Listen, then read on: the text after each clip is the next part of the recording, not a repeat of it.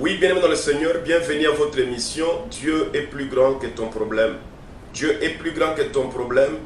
C'est l'émission de votre humble serviteur, le prophète David HPA, l'héritier de la prophétie qui s'accomplit. Nous allons prier pour commencer notre émission. Père Tout-Puissant, nous te consacrons ce moment. Nous te consacrons nos cœurs, nos pensées et nos esprits. Veille sur nous, Seigneur, afin que l'ennemi ne vole rien de ce que tu as prévu en ce jour pour la vie de mon frère. De partout où tes enfants, où tous ceux qui trouvent ce privilège de nous écouter, que ta main puisse les toucher. Là où il y a le péché, Seigneur, accorde le pardon. Je t'invoque, toi qui es l'agneau de Dieu, qui ôte le péché du monde. Ôte le péché sur le cœur de mes frères et sœurs, et sauve-nous à cause de l'œuvre salvatrice de la croix. Au nom de Jésus-Christ, nous avons ainsi prié. Amen. Notre émission d'aujourd'hui, nous allons parler sur les privilèges que Dieu a donnés aux chrétiens, ou le privilège d'un chrétien. C'est quoi d'abord un privilège? Bien-aimé dans le Seigneur, le privilège est une faculté accordée à un particulier ou à une communauté de faire quelque chose ou de jouir de quelques avantages qui n'est pas des droits communs. Il y a des avantages accordés à tout le monde.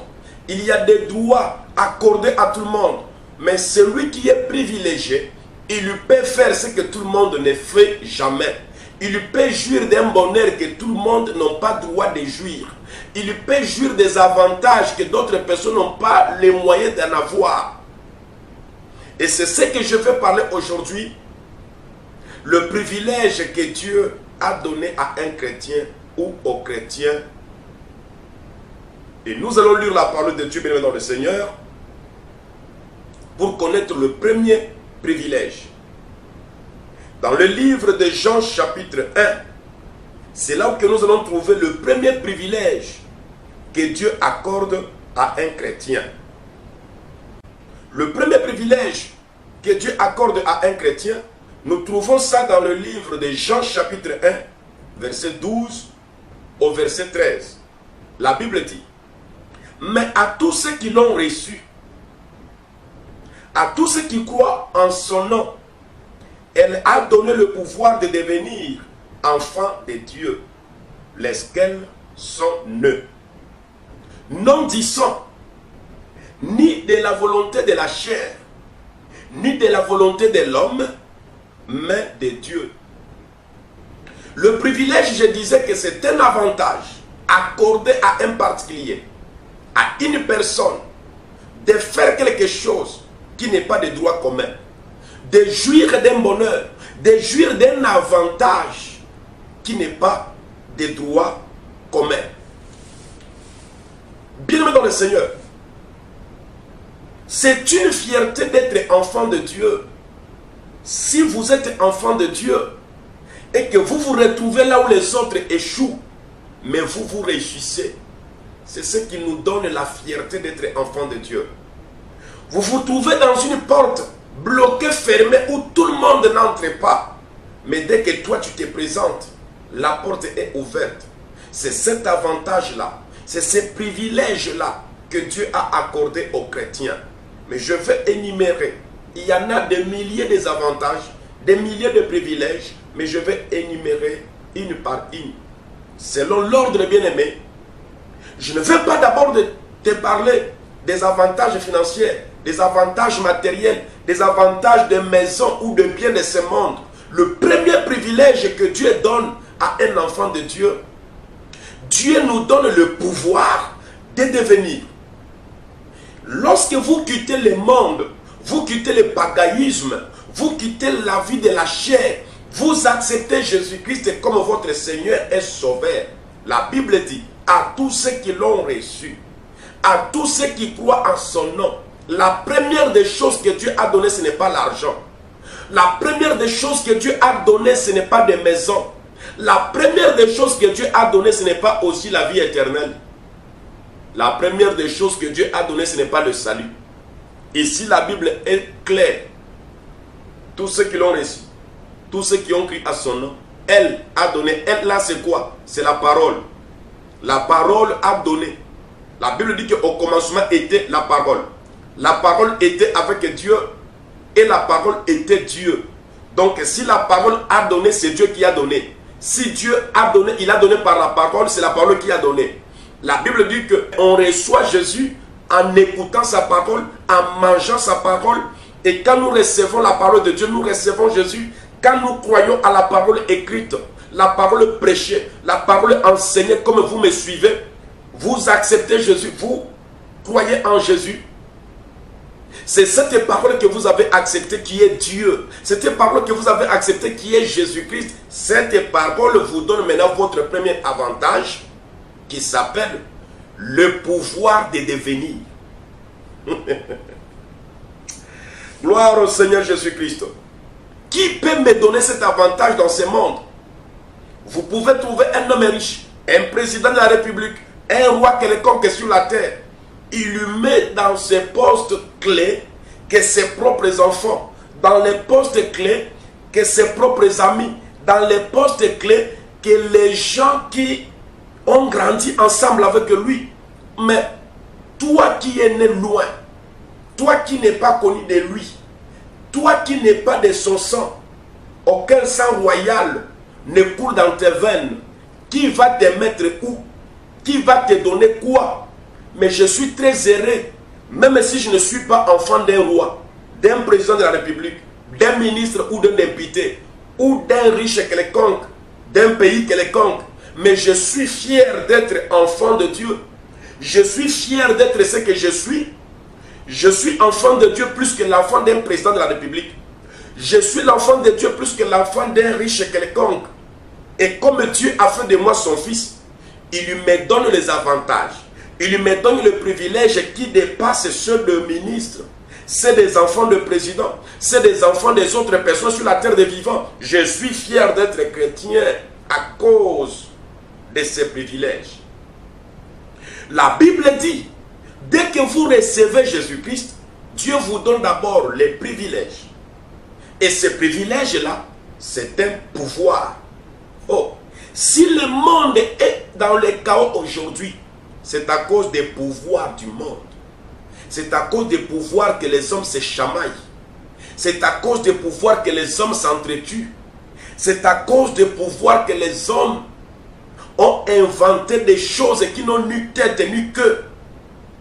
Parce que tout le monde est à la course du pouvoir. Tout le monde est à la course de devenir. Mais la Bible dit bien dans le Seigneur, si vous croyez à Jésus-Christ comme votre Seigneur et Sauveur, vous avez le privilège, vous avez le pouvoir de devenir enfant de Dieu.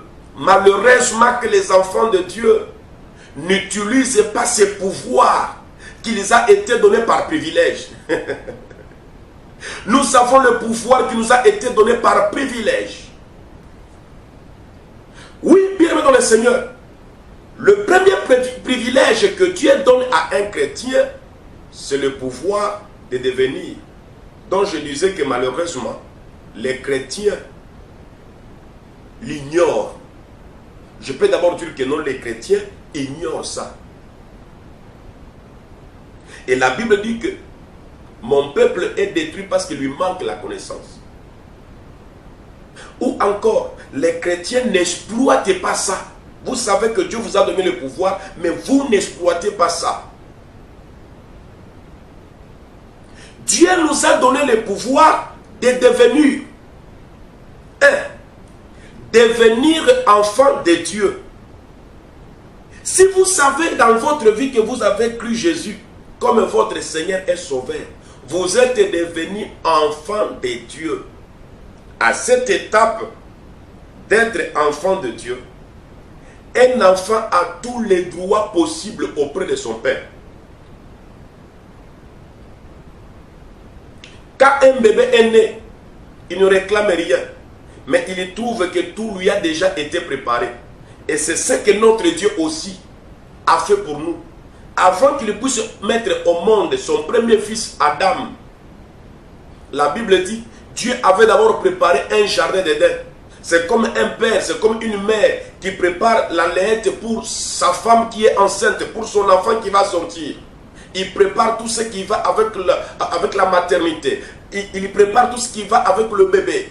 Il achète tout, il prépare tout. Le bébé arrive sur la terre comme un petit roi. Il y trouve tout.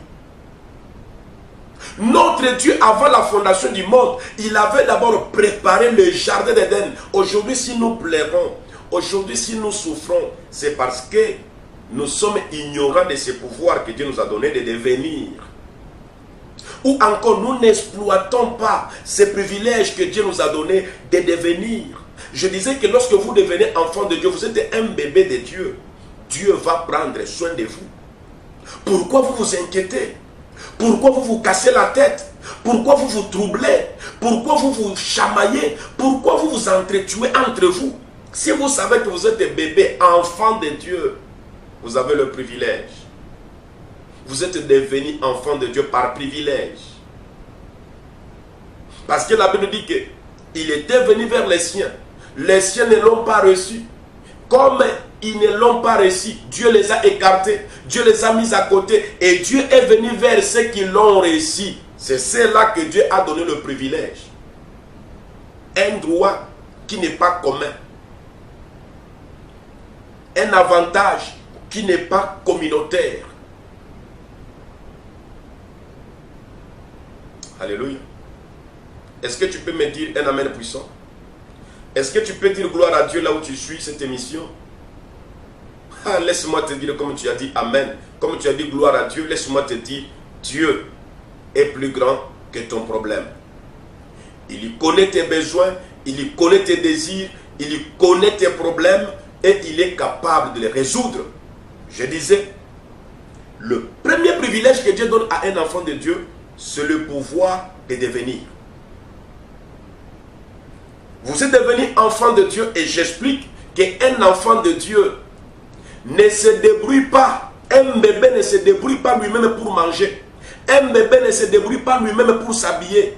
Un bébé ne se débrouille pas lui-même pour se déplacer. C'est son père, c'est sa mère qui les porte et qui traverse les forêts, qui traverse les rivières, qui traverse les frontières, qui monte les sommets des montagnes, qui leur prépare un bon endroit, un bon milieu où il n'y a pas de moustiques, où il n'y a pas de mouches, où il n'y a pas de serpents. Il est en sécurité. Bien-aimé dans le Seigneur, laisse-moi te dire, garde ton identité d'être enfant de Dieu. Garde ton identité de la crainte de Dieu. Si tu gardes cette identité d'enfant de Dieu, tu n'auras pas à te débrouiller. Aujourd'hui, les chrétiens se débrouillent pour vivre. Oh mon Dieu. Aujourd'hui, tes enfants se débrouillent pour avoir la... Oh mon Dieu.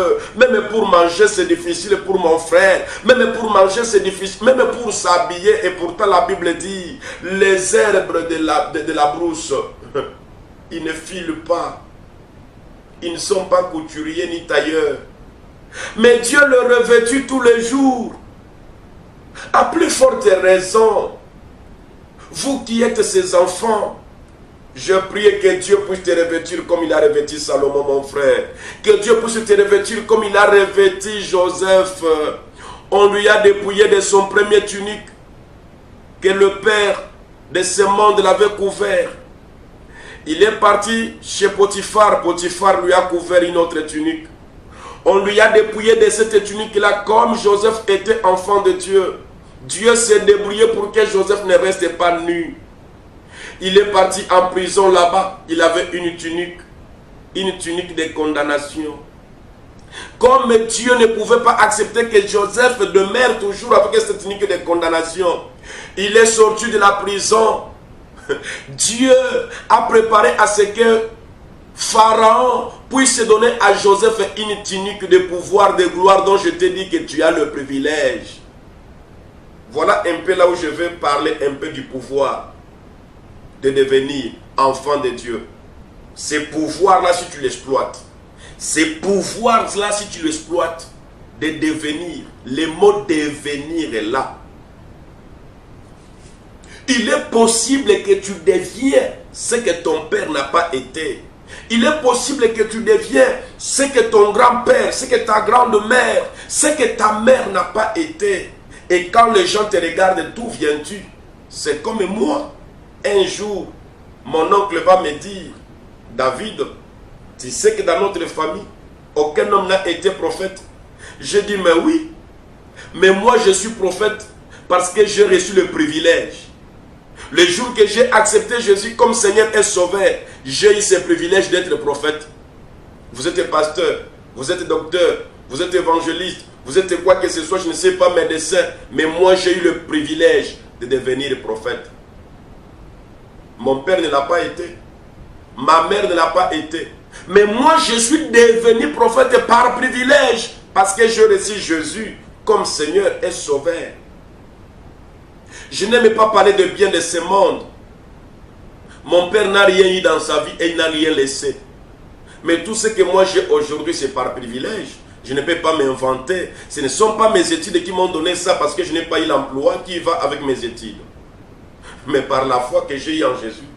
Par privilège de servir un Dieu plus puissant, plus noble que le roi de ce monde. J'ai le privilège d'avoir le minimum que j'ai. La paix, la joie, le bonheur de vivre et de les servir. Ça me va. Et j'espère encore, et encore, et encore. Que Dieu vous bénisse, vous qui avez reçu Jésus-Christ comme votre Seigneur et Sauveur. Partage cette vidéo à tout le monde. Je parlerai dans cette émission des grandes choses. Le privilège que Dieu nous a donné. 1. Le pouvoir de devenir. Vous pouvez prendre toutes sortes de privilèges, mais moi je vous donne que le vrai privilège, c'est de devenir enfant de Dieu. C'est que Dieu n'avait pas fait au lion qu'il avait créé avant Adam. L'hippopotame était créé avant Adam, mais Dieu n'a pas appelé l'hippopotame son enfant. Hein?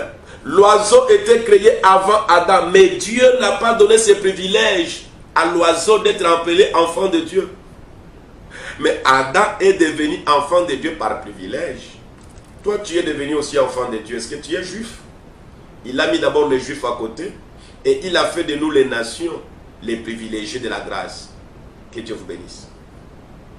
Père Tout-Puissant, touche le cœur de mon frère, touche le cœur de ma soeur, touche le cœur de tous ceux qui ont suivi cette émission, de t'accepter en vérité comme leur Seigneur et Sauveur. Et tous ceux qui t'ont reçu, Seigneur, qui ont ignoré le pouvoir que tu les as donné, ils ont ignoré ces beaux privilèges que tu les as accordés. Père éternel, réveille leur mémoire, afin qu'ils entrent dans l'héritage, afin qu'ils puissent exploiter leurs privilèges, afin qu'ils puissent exploiter, Seigneur, les avantages que tu nous as donnés d'être enfants de Dieu. Dieu dans le cœur de mon frère de ne plus se troubler pour les documents. Dieu dans le cœur de ma sœur de ne plus se troubler pour le mariage. Dieu dans le cœur de tes enfants de ne plus se trouver pour sur quoi ils vont se vêtir, parce que toi-même tu prendras soin d'eux comme un père, comme une mère prend soin de son bébé. Je n'ai jamais vu une mère, même celle qui est folle, abandonner son enfant. Seigneur Jésus, je t'en supplie, prends soin de tes enfants et bénis-les au nom de Jésus. Amen, amen, amen. Que Dieu vous bénisse. C'était votre humble serviteur, le prophète David HPA, l'héritier de la prophétie qui s'accomplit. Le privilège d'être enfant de Dieu, le privilège que Dieu a donné aux chrétiens, partagez. Vous pouvez nous appeler sur ce numéro qui est en bas de votre poste téléviseur, téléphone, iPad, je ne sais pas quoi, ordinateur. Appelez-nous et partagez cette émission sur les réseaux et Dieu va vous bénir. Amen.